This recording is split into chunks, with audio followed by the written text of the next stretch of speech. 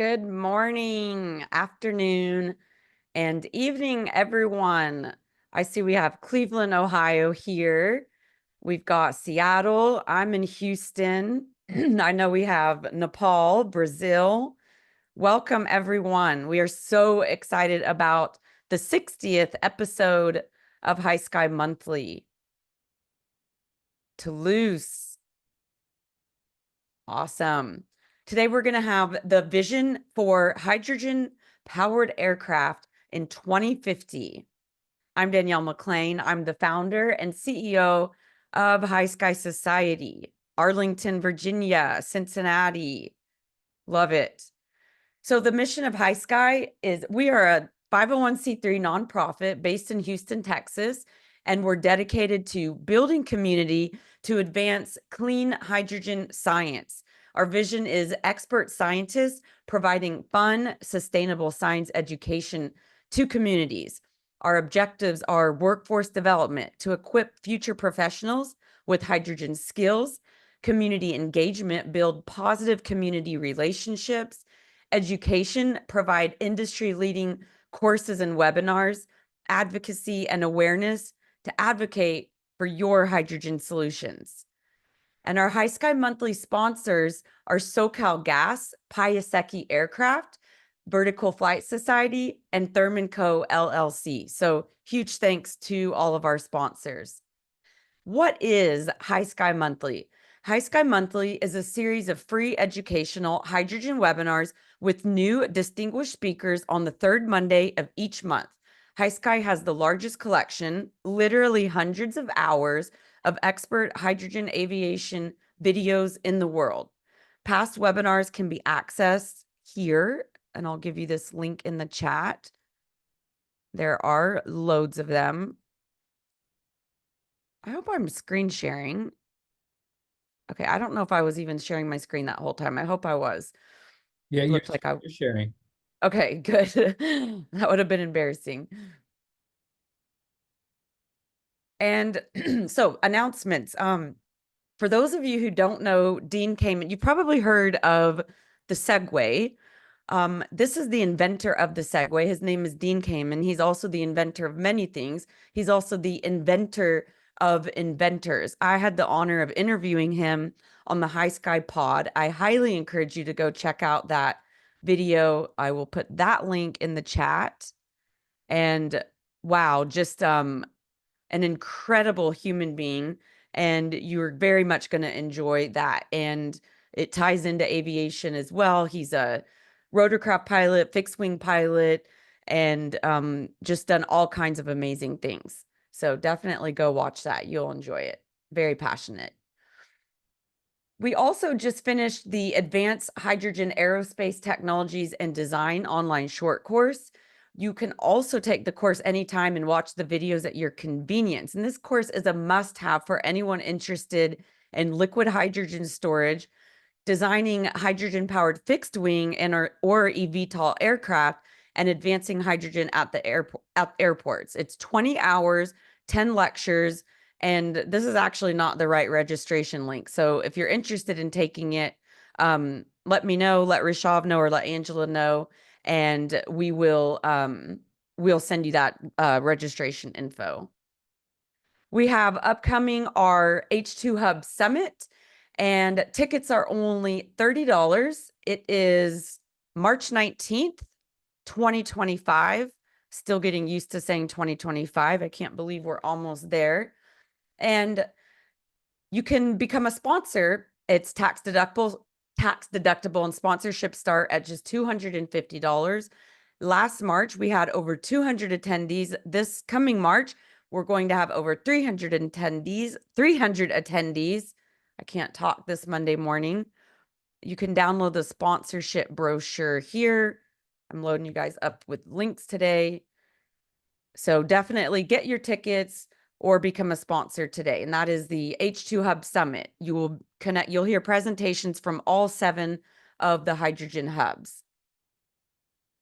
And here's a quick video. Let me stop share and then share my sound. How do I stop share? Okay, share sound.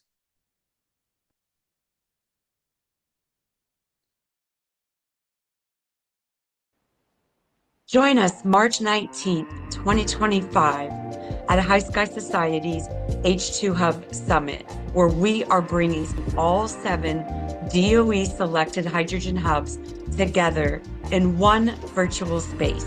You can get your tickets for just $30 or become a sponsor. Sponsorships are tax deductible and include some perks. You can enjoy benefits like recognition at the event, logo placement, and tickets. Backed by the Infrastructure Investment and Jobs Act, DOE's 7 billion hydrogen hubs tackle climate goals and energy resilience across the United States. Hear directly from all 7 hydrogen hubs as they share updates on funding, production goals, and timelines. Don't miss this half-day summit. Register now and be part of hydrogen's transformative journey. Visit highsky.org to register. Okay, awesome. So now I would love to introduce our co-founder and COO, Dr. Rishabh Shrestha. Rishabh, it's all yours. Hey, thank you, Danielle. 60 episode, 5 years. It's a great milestone for all of us. And so before we begin, let's do our monthly ritual. Let's turn our cameras on, take a picture. Everybody? Danielle, you need to turn the share off. And get everybody. Okay, maybe I can just do this. Speaker, I'm sorry, gallery. Rishabh. I'm trying to turn off share and it's not letting me. Huh. I know. Something's different about Zoom. Okay, here. Well, I don't know. Yeah. Turn your camera. I'm trying to stop sharing. Did it stop? Oh, here we go. I found it. No. Okay. Yeah. All right. Perfect. All right. I'm taking screenshots. Everybody turn your cameras on. Give a big smile. Cheerful faces on a Monday morning. Good to see so many people still with us. 5 years. 5 years. That's a big milestone, Danielle.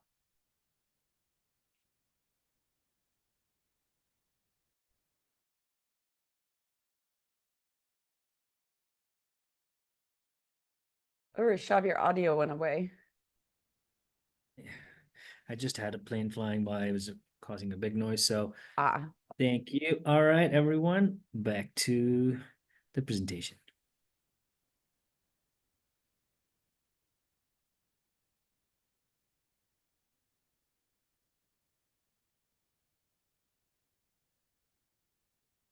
All right, Danielle, let's get back to the presentation.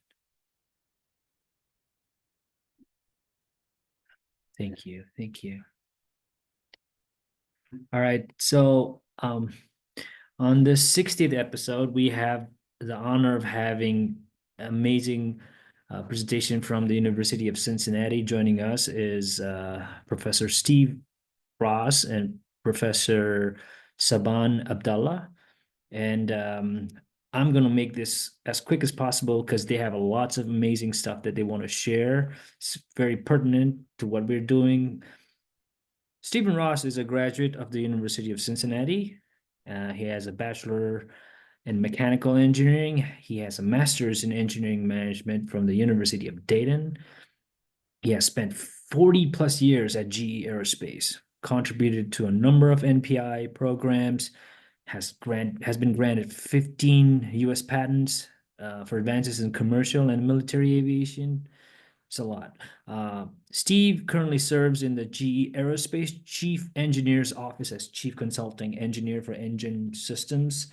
He's responsible for maturation and introduction of new technologies, including sustainability efforts. Steve is an adjunct professor at the University of Cincinnati since the last 6 years. He offers a master's course in hydrogen power systems, which he has co-developed with Dr. Shaaban Abdallah.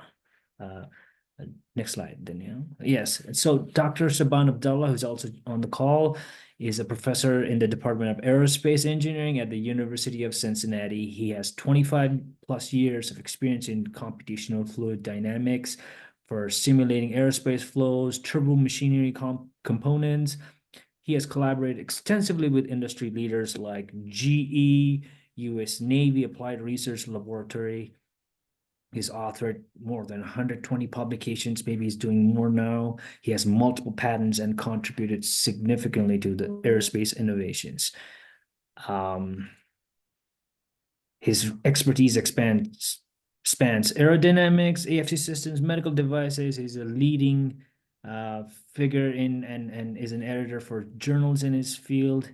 And he's an influence in the global aerospace research. And before we go on to the speakers, let's just give a shout out to the 6061 Consultancy Group. Steve and Dr. Abdallah will be talking more about these groups of students and their research in the presentation. So Steve and Dr. Abdallah, off to you. Thank you so much. Thank you, Rishav, and thank you, Danielle, for having us here. Just mic check. Can everybody hear me? Yes. Okay, good. Now let me see if I can share. Share.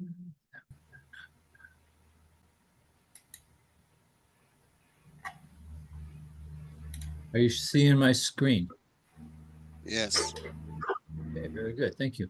Okay, so as Rishav had said, Dr. Abdallah and I are co-teaching a class at University of Cincinnati, and we did a study on what's the feasibility of meeting some of these visions for 2050 for being zero carbon industry.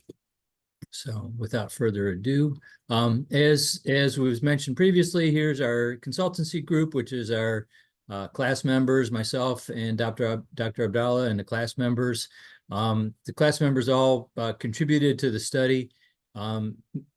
Some of them will be here to help present. Unfortunately, a number of them decided to take a trip to the Grand Canyon this weekend, and so they're flying back to Cincinnati, so they won't be able to attend, but we'll do our best to make up for the ones that aren't here. I would like to encourage people to ask questions as we go, because as I said, we have different contributors for different sections. So if you have a question on a particular area, feel free to interrupt and ask. Of course, we will have time for questions at the end also, but feel free to ask questions throughout. Okay. So this is what we'll talk about today. First of all, we'll give ourselves a little bit of an introduction, our projection into the needs of 2050, and then turning those needs, aviation needs, into what's the hydrogen and electrical needs. Then what will it take to scale up the green energy to produce all this hydrogen, and then hydrogen production itself, and then summary and conclusions. Okay, so without further ado, so probably many of you have seen this slide. I refer to it as a famous slide, but this slide that's been produced and reproduced many times. This one is the ATEC version that shows what projection would have been for CO2 emissions had we not become more efficient. And then the track that we're on today with the current level of emissions and efficiency of our gas turbine engines, and then the goal, which strikes the zero line in 2050. And what it shows, if you've studied this chart at all, they talk about 4 areas that get you to zero emissions, which is technology, operations, SAF, and what they call out of sector, which is basically carbon credits. The fact of the matter is, operations can get you more efficient, but if you're still burning hydrocarbons, you can't get to zero. SAF, I think most people realize, will not get you to zero. Out of market sectors could, but I mean, again, that's not really the goal of this study. The goal of this study is to do what could aviation do itself to get to zero without worrying about offsets. And of those, hydrogen is really the only option that's been identified with the potential to get to zero CO2 emissions. That's maybe a bold statement, but believe it to be accurate. And we'll talk about, is it feasible for hydrogen to get us there? So as you know, I mean, aviation is a significant contributor to greenhouse gases. Hydrogen is a promising candidate. It is zero emissions, assuming we produce it using green energy.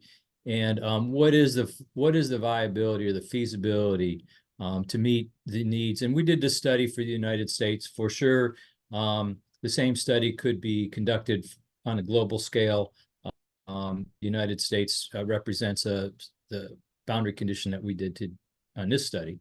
And so what are the impacts, both technological, economic, environmental, to getting to zero carbon hydrogen powered aviation by 2050? So I don't believe Tom, John, or Amaya are on the phone. Is that true? Okay. Well, I'll go ahead and present the slide. So what you see on the upper two graphs are the revenue, aircraft miles flown, and passenger employment. And you can see there's clearly trends. We discounted the years of COVID, 2019 to 2023. 2024 is virtually back to where it would have been the trend. But we have, like I said, chosen to exclude those years. And then from the Energy Information Administration, we can derive what the current usage is of jet fuel in the United States. And it's 1.6, a little over 1.6 million barrels per day. So starting from this baseline and then using historic trends, we're going to project out to what are the demands for fuel in 2050. And so we consider two aspects of growth. The first one would be, as I said, the growth in passenger demand and cargo, which is between 2% and 3%. And we did a little bit of a study on that, which I'll show you on the following slide. So there's our growth equation. Since this is an academic project, we've chosen to include the calculations. You can check our math. And then there's efficiency factor.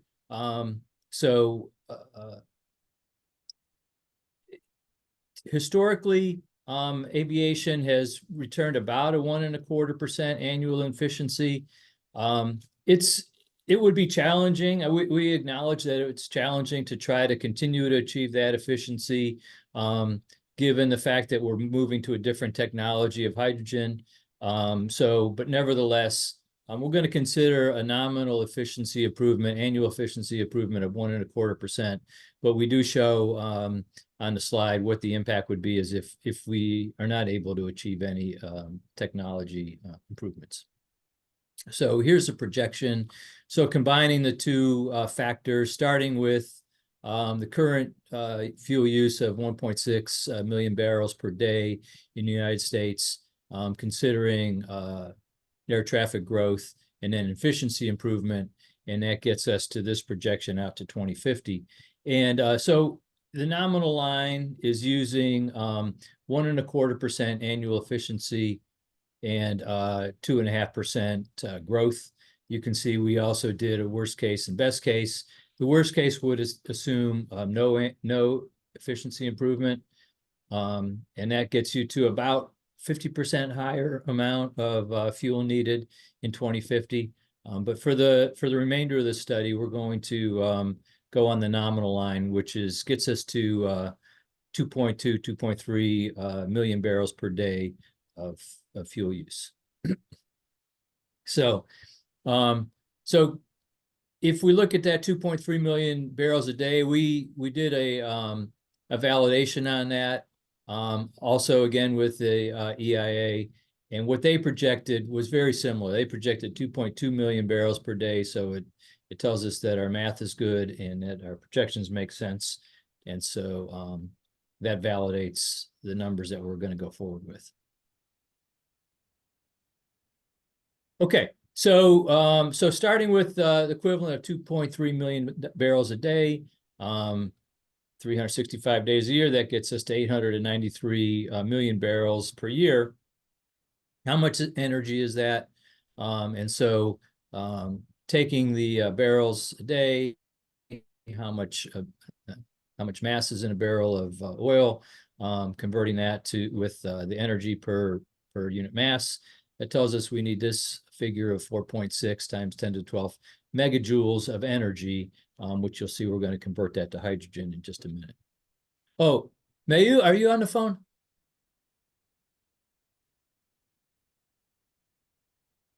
Okay. I was hoping he was going to join. Anyways, I'll continue. Using the lower heating value of 120 megajoules a kilogram, which is a realistic number, we think, for gas combustion of hydrogen, converting that down, and that tells us how many kilograms of H2 we need annually in 2050. And it's this number of 3.84 times 10 to the 10th kilograms. Been talking kind of fast. Maybe this would be a time to take a pause if anybody has any questions. I see some items in the chat. I don't know if if anybody wants to bring up anything, or I'm happy to proceed. Okay, keep going. So then we assumed that all of the electricity would be produced using electrolysis. And that the green energy source, and that we would use green electricity to produce that. So electrolyzers have efficiency between 50 and 55 kilowatt.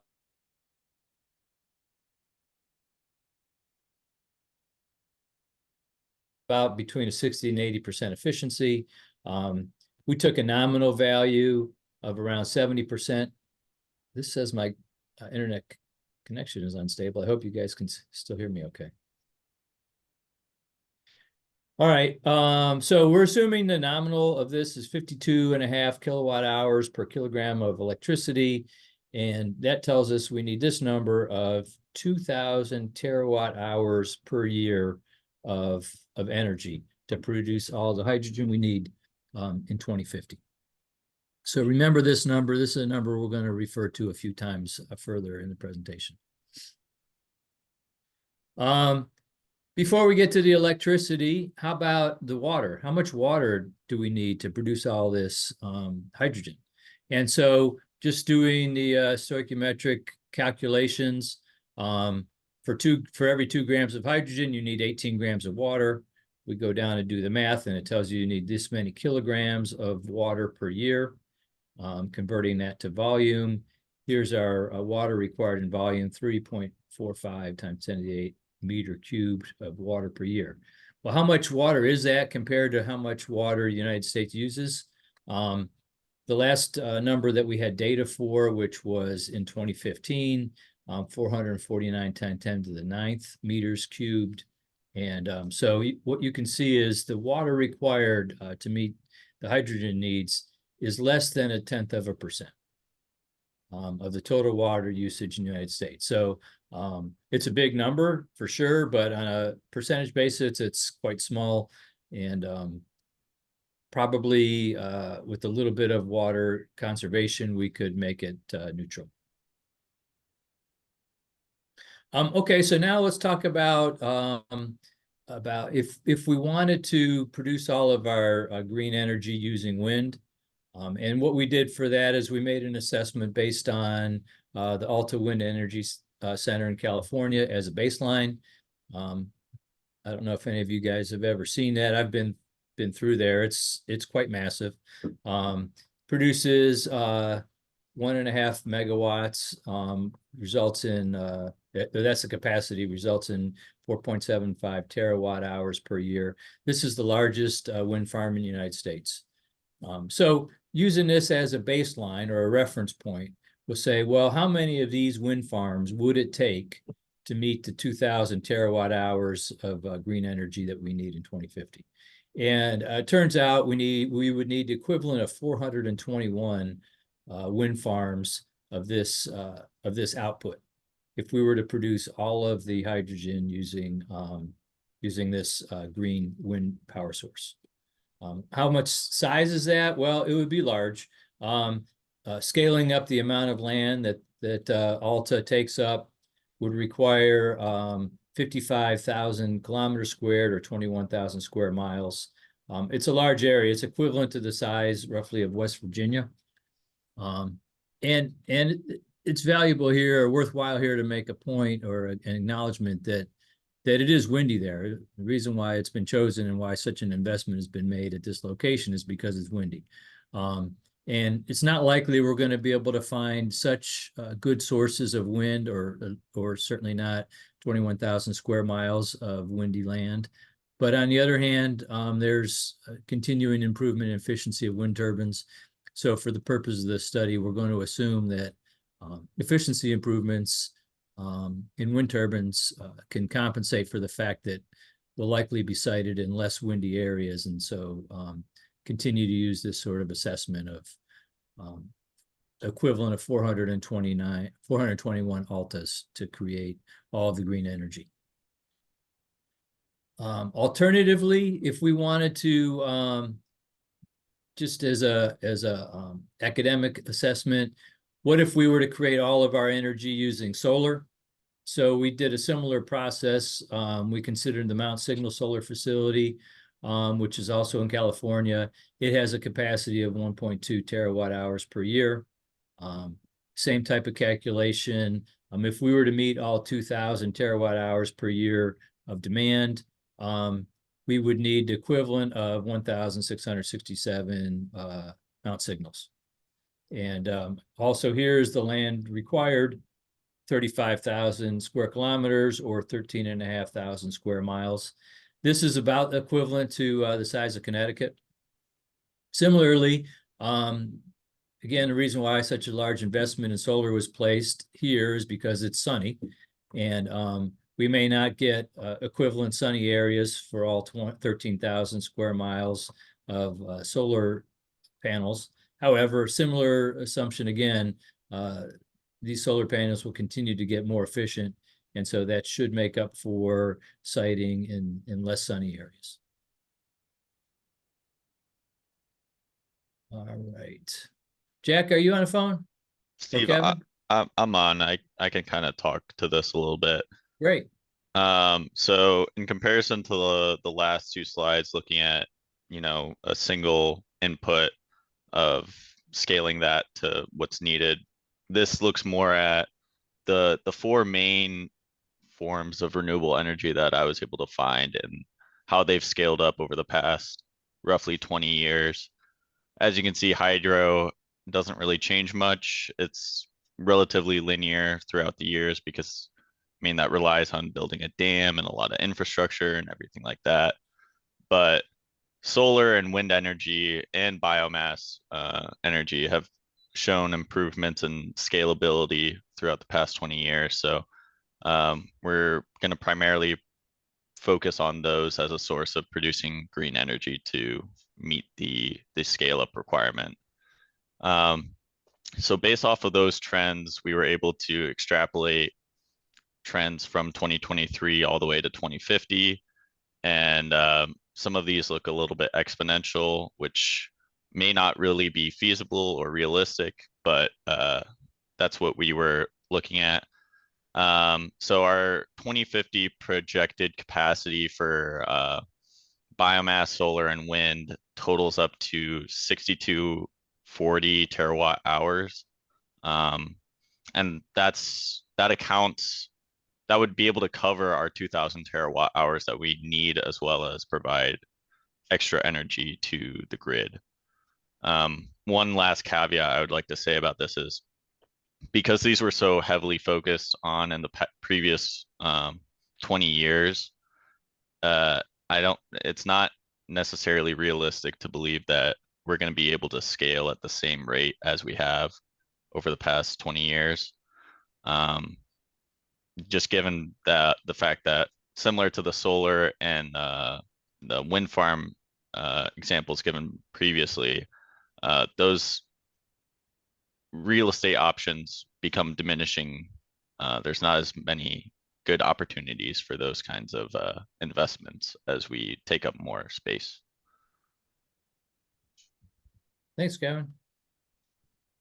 Anybody have any questions for Kevin? If not, I'll proceed. All right.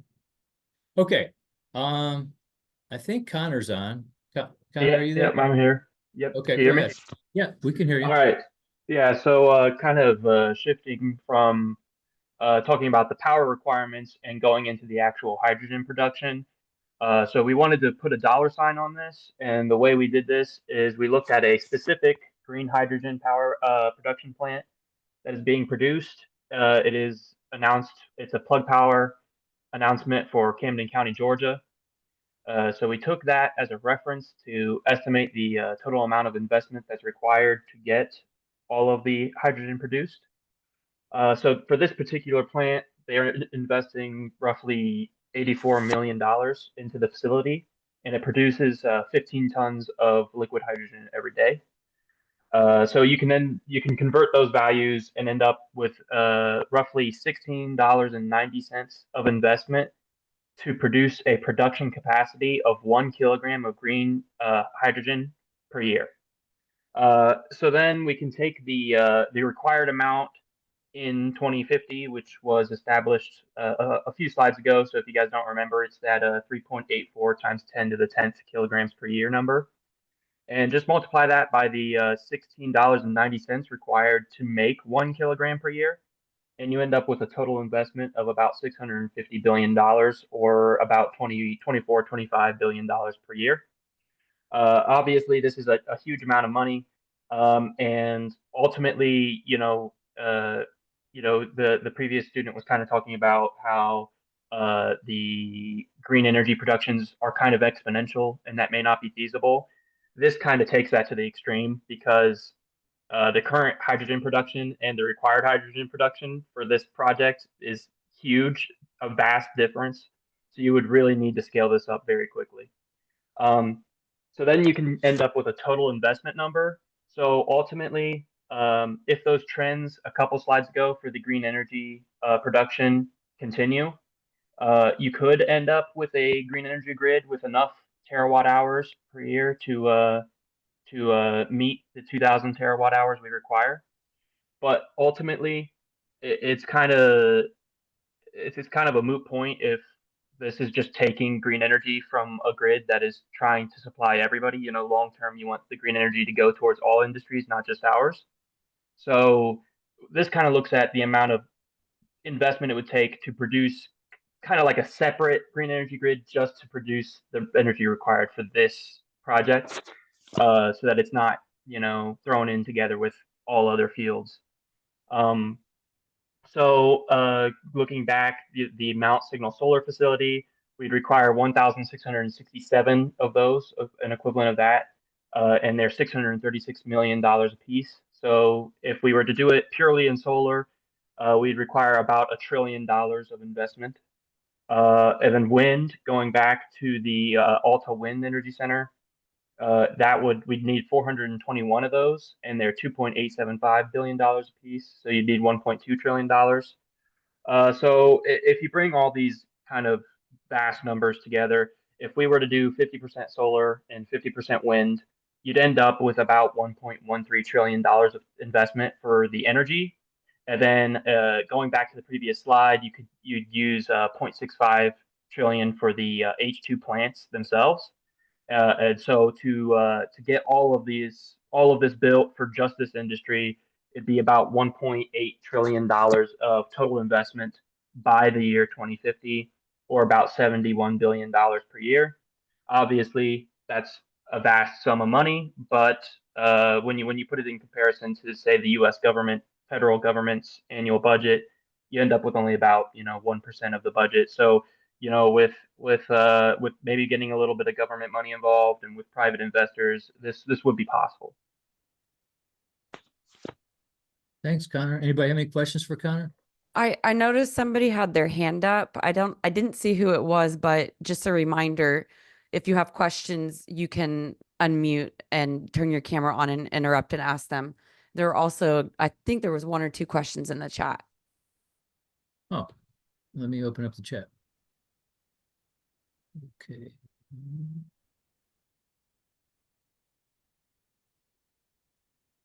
This is what consistent with what we heard. That was what Danielle said. Could be. Should the efficiency difference between H2 and Jet A propulsion be used in the energy calculation when determining how much H2 energy is needed? I mean, fundamentally, we should be able to burn efficiently, whether or not there's other penalties associated with the aircraft itself of where are you going to put the tanks? Can we build an aircraft as efficiently for H2 as for jet fuel? That part we admittedly assumed that we could. If there's penalties associated with the aircraft, that would obviously require more hydrogen.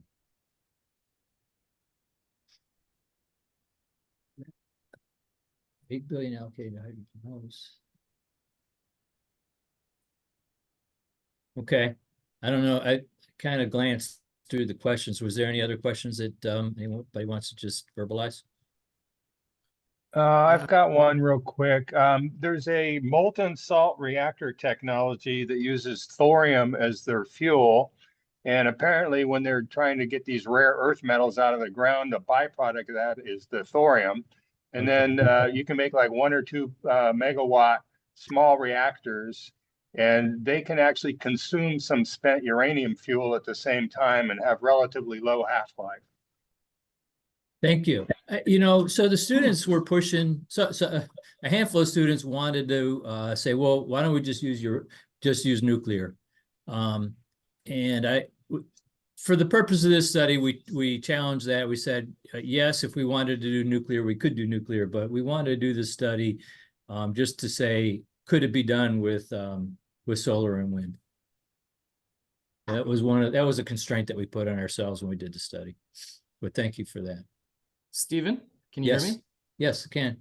Hi, this is Will Crampton, and I'm with a company called Feasibility.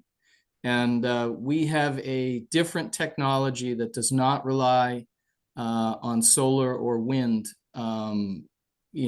infrastructure creation. Some of the people might know us. We made a presentation in Las Vegas to High Sky recently. Toviridi, Toviridi. And what we do is we take ethanol, bioethanol, ethanol made in the United States, which has a H6 in the molecule, and we bring it to the place where the hydrogen is needed, and then we release it there using a thermocatalytic process. So we have a distributed hydrogen offtake solution that we are approaching airports and ports, airports, data centers, et cetera, for right now. And we can deliver hydrogen for half the cost today, within 9 months of what you were talking about here. Our problem potentially by 2050 is to scale up production of the ethanol. Yeah. But the ethanol industry, what we're finding in the ethanol industry is that as people use electric cars more, the traditional market for ethanol, which is as an additive for gasoline, is dropping, therefore making our fuel less expensive. So I do have a question. My question is, can you open up your process so that we could consult with you? And then you could validate you've done a lot of work here. Yeah, that you could validate our results based on compared to the other results that you're talking about here. We could do that for half the cost of what I'm seeing for solar and wind. No, I'd like to see that. And yeah, obviously we have to, the calculation would be how many square miles of corn do we have to plant or whatever. So I don't think we're going to have to plant it. We already have most of it. Okay. And we All right, and we I can will also follow up with you. I like that. It's exciting topic. I'd Thank like you. to. Yeah. Okay, thank you. Sorry, I'll put my contact in the chat. Thank you so much. Thank you. Okay. All right, we have a couple more slides, but if anybody has any more questions now, we can answer them or we can proceed. Okay, thank you for those questions. Okay, I'm pretty sure Emma's on. Emma, can you unmute and discuss this slide? Yeah, can you guys hear me okay? Yes, we can. Okay, so my partner Ola and I, she's on the call too. She'll speak about the second half of the slide, but so when we were going through this feasibility study, we were trying to find a schedule on how long it would take for green hydrogen to be implemented into the aircraft industry and stuff, and we could not find anything. So we decided to try and like backtrack that a bit and work in reverse. So we looked at the A320 because that's one of the most popular commercial aircrafts, and we found that there's about 11,000 of them in the service industry currently. And we found that they have a max production rate of 64 per month. So at that, doing the math with that, it would take about 15 years to replace the current fleet that we have. And so using that, we backtracked and found that we would need to start making all of these aircrafts that can be run on green hydrogen in 2035 in order to fully replace Jet A320s by our 2050 deadline. Hey everyone, I'm Ola. Thank you very much. Emma, can you guys hear me? Yeah, we can hear Yes. you. Okay. So, just a recap what Emma said. We would actually, it would take 15 years to replace the current fleet. So for like A320s, which is what we use. So we're kind of assume that this is the same amount needed for every aircraft manufacturing company. And it would like typically like it take for like to launch an entry in service for the new aircraft for it would take like approximately 10 years. And so the real question is now we know that we can produce green hydrogen and it's feasible with the evidence like from my classmates from the previous slides. But again, to actually produce aircrafts that are like powered fully by green hydrogen or like liquid hydrogen, there is a need for like hydrogen demand. So the question is, which one should start first?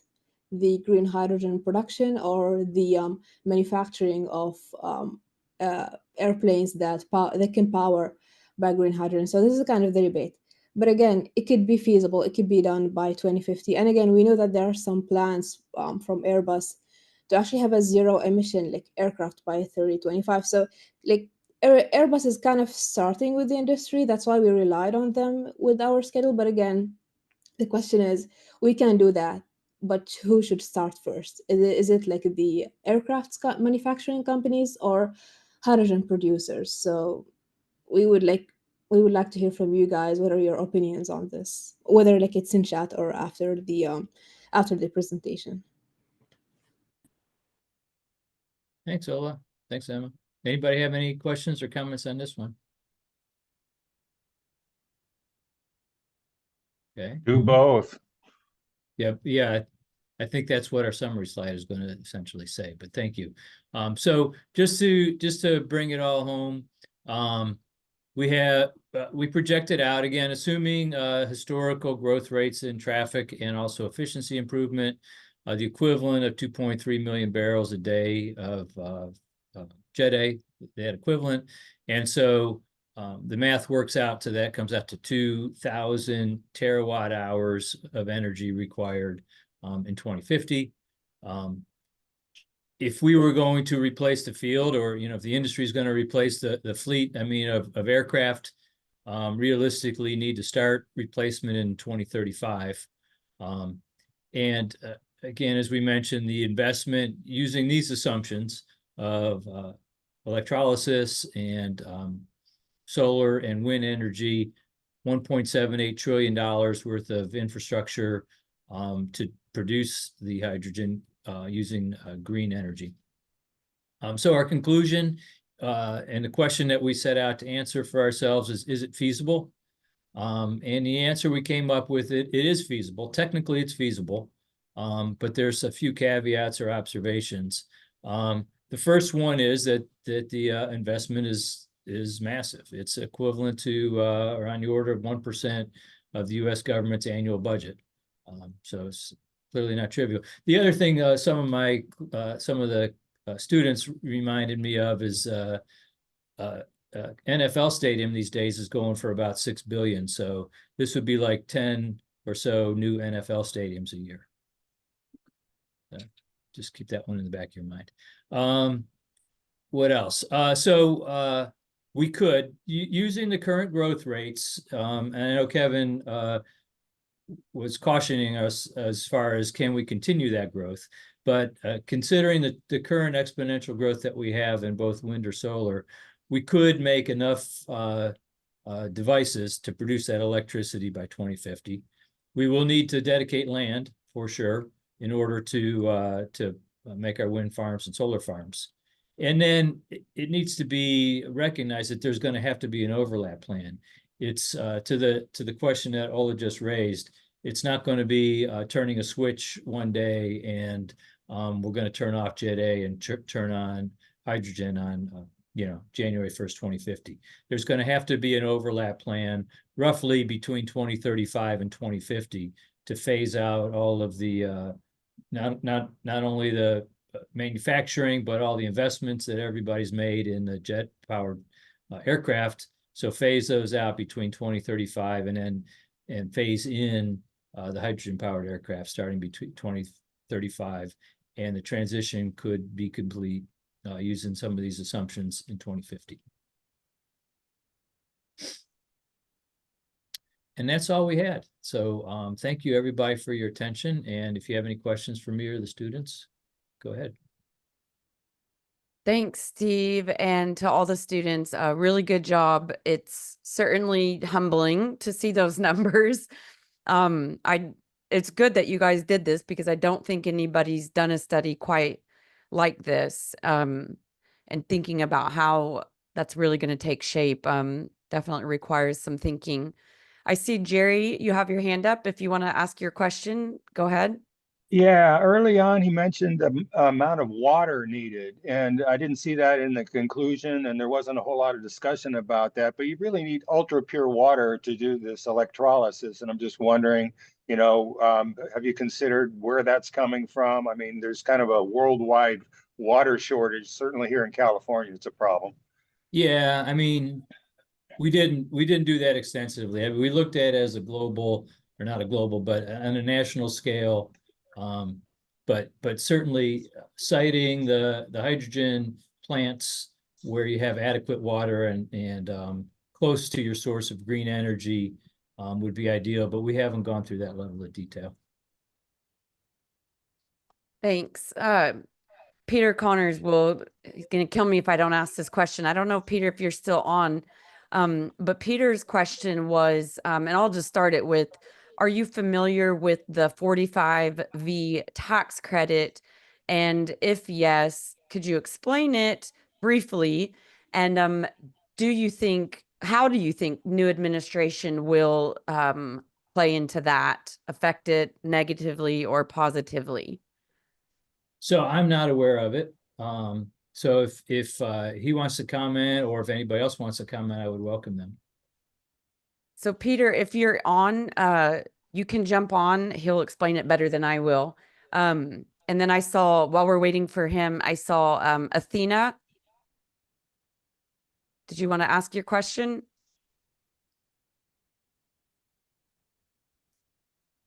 The next person I saw was Matt Gregory. Hi, Matt. Good to see you. Hey, good morning, everybody. Yeah, I just wanted to, somebody, Jerry mentioned water and hydrogen production. This is sort of a pet project for me.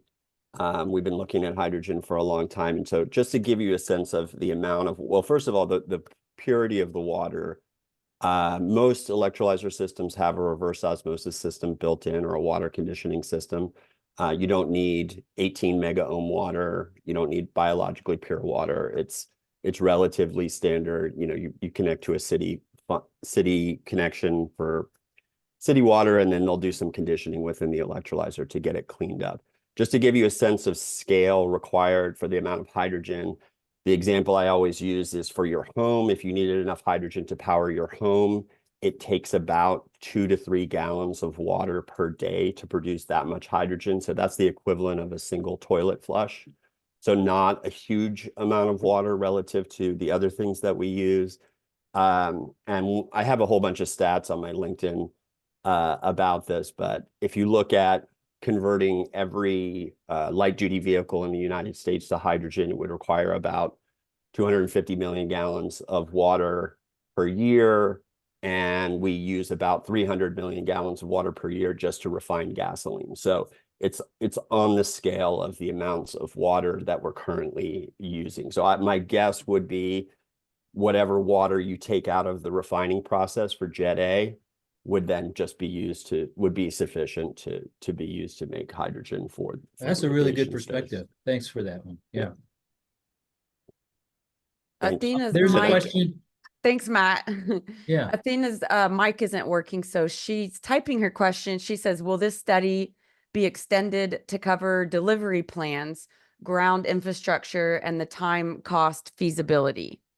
That's a great question. I think the shortest answer to that question is no. Our semester ends in a couple weeks. So I'm not going to be able to hold these students over to do that, but that would be a great option for the following semester's lesson. Well, yeah, I noticed it said 6061 consultancy. Yeah. And then I wondered, well, did your class form a consultancy We firm? did. So no, Cool. thanks. The name of our class is 6061. That's the name of our class. Oh, We gotcha. did not form an LLC or any group, but that's what we call ourselves. Well, maybe there's a possibility for a business there for future studies. Yeah, thank you. Sarah has a comment. Sarah, did you want to come on and talk to your point? I'm happy to read it for you, but we always like to get people on here interacting. I'll read it. She says, the Texas Railroad commissioned a report for the development of a market assessment of a hydrogen production storage distribution. I don't know when the report will be completed. It'll be interesting to see it when it becomes available. Yeah, I'd love to have them on here to present. That will be interesting. Let's see, who else? There's a lot of comments. Lee Coleman, do you want to turn your mic on and talk about your equations and numbers? Oh, sure. Yeah, I was just really quickly running a couple of numbers on the ethanol to hydrogen comments earlier. It looks like there would be a pretty significant shortfall in ethanol capacity relative to Jet A need on an energy basis. Only about 25% of capacity if we diverted all ethanol production to hydrogen production for Jet A, and then of course you take down the if you're doing LH2, you got another penalty on that, so you're probably down less than 20% on an energy basis. Just wanted to throw that out there.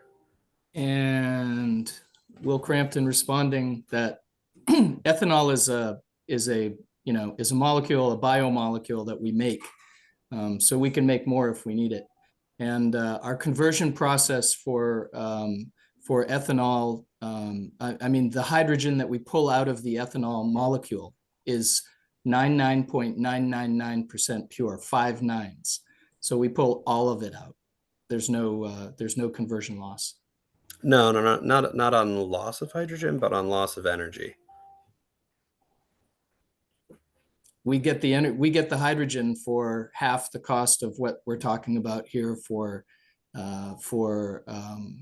electrolysis. So we're talking about how are we going to get all this hydrogen that we need for a cost that's less than putting up the size of Connecticut for solar panels, or the cost of associated with wind power. We have an alternative. Sure. We have an alternative method that costs a lot less, and we're not saying that we could. Not every plane is going to be converted in a day. As we're mentioning here, it's probably going to take 15 years, so or more, to drive this technology all over the world. So one of the challenges that always seems to be overlooked is people use hydrogen as equivalent to energy. It's not. So if you pull hydrogen out of another molecule, you're not getting the same amount of energy as hydrogen, say, from electrolysis in terms of input. You've got a major energy penalty. You've got to put more energy into the source of the hydrogen than what you're getting out as hydrogen. I've seen claims that we put ethanol in the aircraft and then you get 100% of the hydrogen out, but you're putting energy. We're not burning the ethanol. Sure, We're not burning the ethanol. We're burning the hydrogen that's locked. We're releasing the hydrogen that's locked in the ethanol at the source of fueling. So we're actually just to be very clear, there are huge penalties, financial penalties, infrastructure penalties, time penalties associated with creating the hydrogen, storing the hydrogen, and moving the hydrogen. And we eliminate all of those by releasing the hydrogen at the point of use. That's what we're doing. That's what we're able to do. And what do you do with the carbon?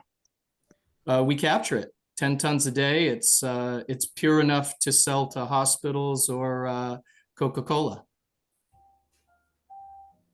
Or put it in the ground, whatever you want to do, whatever the customer wants to do with it. But meanwhile, where has that carbon come from? The carbon was pulled from the air.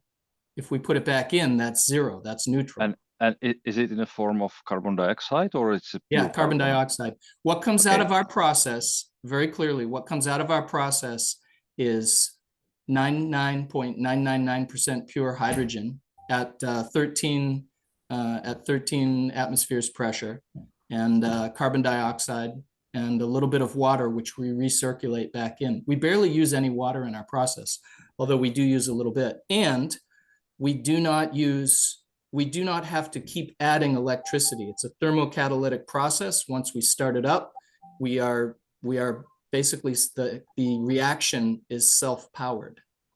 So the problem with those sorts of things is it's an exothermic reaction. So you've got the energy stored in the ethanol, and you're losing that. We capture the energy, and most of our customers are using that energy as process heat for something that they want to do. So, however, that's not energy that's in the hydrogen that's useful for, say, aviation purposes. No, but we get hydrogen for less than half of what Steve Ross and his team have calculated. So there's an economic equation. People want hydrogen. How much will they pay for it? How do we get it? Ours is carbon negative, strongly carbon negative hydrogen. Every kg of hydrogen, well, our carbon intensity score, our carbon intensity score is -60. -60. You described a net zero process. I'm gonna jump in, and Daniel, I'm gonna say I don't want to start an argument, and we have our own I'm gonna jump in. I'm gonna say and we should connect you two, and I think it's safe to say, Will, that Lee is your biggest critic, and if you could win him over, you can probably win over anybody. I want to focus on the students. This was a student project done today, presented today. And I really want to focus on the work that they did and focus the questions on this presentation. Yes, I agree. Daniel, may I say one more thing, which is I am fascinated by what the work that Stephen Shaaban and his students have done. This is excellent. This is exactly what we need. We need to score how much we need to account for how much money and time it's going to take. If we have these goals, do we have these goals or not? Are they real or not? Are we going to focus on them? Are we going to commit to them or not? If we are, how's the fastest, easiest, cheapest way to get to where we need to go? I love this presentation. I totally appreciate it. Thank you. Thanks, Will. Yeah. Thank you. Thanks. And I also appreciate, Lee, your comments. We love to get different opinions. I just didn't want it to go too far off the rails where we didn't get to ask the students some questions. I have a question, Steve, on could you go back to the slide where you had like solar and you had like that one. Yeah. Did you guys look at if the hydrogen wasn't green, like if it were blue? We didn't look at blue. Like I said, the students really were pushing, especially many of my students in the class are international students from France and from Spain. And they're like, you Americans are crazy. Why don't you use nuclear? They really wanted to do the study on nuclear. Maybe the next iteration on this might include nuclear, but we did not. We did. This short answer to your question, or long answer to your question, is no. We just considered these green energy sources, and also I told them hydroelectric was off limits because nobody's really going to stand for putting up a bunch more dams. So, yeah. Let's see. Somebody is requesting us to allow multiple presenters to share. Who is Ron? Ron, what are you wanting to share? I think I clicked the wrong share button there. I don't know if I can turn that off. Oh, okay. I was looking for raising my hand. I'm sorry. Okay, well, you're up. Go ahead. I have a kind of a tangential question. You're talking about creating the hydrogen, the free hydrogen. We are working with a company to put the hydrogen into a solid state and use it in a cartridge where we can, rather than having high pressure tanks in the vehicle, we literally have large cassettes, if you will, and we just slide them in and laser releases the hydrogen right into the fuel cell. This gives us a completely inert system until the laser releases the hydrogen. You can literally take the cartridge and throw it in a fireplace or whatever. And our vision is, because it's so benign, we can actually literally, kind of like how we have propane tanks, we go to 7-Eleven or whatever, and we swap it out. We can literally swap those out to our flying vehicle. You're looking at, we've been talking about generating it. How are you looking at distribution of it once generated, or is this a different topic of discussion? Well, we talked about that in class. I mean, but to be honest, to answer your question, no, we didn't say specifically how are we going to do that. Are we going to have, solar farm or wind farm adjacent to every airport? That's more or less feasible at some airports than others. If you look at LaGuardia or SFO, you're not going to put a solar farm next to it. There's no room. Yeah. So we would have to get the hydrogen to the airport. And in other places, it may be more feasible, but we didn't consider the distribution. We acknowledge the fact that that certainly the hydrogen is going to have to be liquefied. That's not part of this study either, although that would be an added upwards of perhaps 30% additional energy required to liquefy the hydrogen and keep it refrigerated. Thank you. Thanks, Ron. Something interesting that one of your students, I think it was Emma, said that this information, when you were looking at the aircraft, the information wasn't out there. And she's absolutely right. These numbers are numbers that we've wanted for a long time. So hats off to you guys again for doing this. It gives us, a starting point of, where we can look. It'd be interesting to look at how the cost of jet fuel compares. That's something that we look at often. If you look at the trends of how jet fuel is going up and comparing that to these investments that we're going to need to see. Mm-hmm. That's a good point. Let's see. We're still having an ethanol debate in the chat. This is great. There was it was about, I think about 2 years ago, I think on the same subject, there was an ethanol company and an just an electrolyzer, all green hydrogen company that there was a similar debate that went on. I won't name the companies, but it tends to be I don't know. I end up feeling like I'm hosting a political debate when those two topics come up. Yeah, I was going to say also relative to some of the questions, I'm not going to get into the political discussion or political realm. This is a technical study, business-based study on, what's the technical and economic feasibility. Yeah. And, somebody says, what happens to the hydrogen hubs after DOE? We don't know what's going to happen with DOE. We don't know what's going to happen with anything. We will have to wait and see. But and we'll talk about this at our Hydrogen Hub Summit in March. Something that I've been asking to the hubs, that have been allocated $1 billion, give or take, that it shouldn't change, that it's not going to change what agreements they've had. I hope that's true. I hope that's accurate. They're not worried, so I'm following suit and not worrying. So I think that stuff will still happen. I hope, and one thing somebody pointed out, worst case would be that the $1 billion is allocated, we do a bunch of production and then it gets left unfinished. That would not be good. Peter, we were talking about you. I don't think you were on, but was hoping you could jump on and explain what the 45V tax credit is and how we might look at that after we have new administration. Oh, thanks, Danielle. Well, we have proposed regulations regarding the hydrogen production credit, which is also an ITC, investment tax credit. Peter, do you want to, because you weren't on, but they didn't know what 45V is, and I'm still getting familiar with it as well. So if you could just in simple. Well, it's a credit for the production of clean hydrogen. It's $3 a kilogram.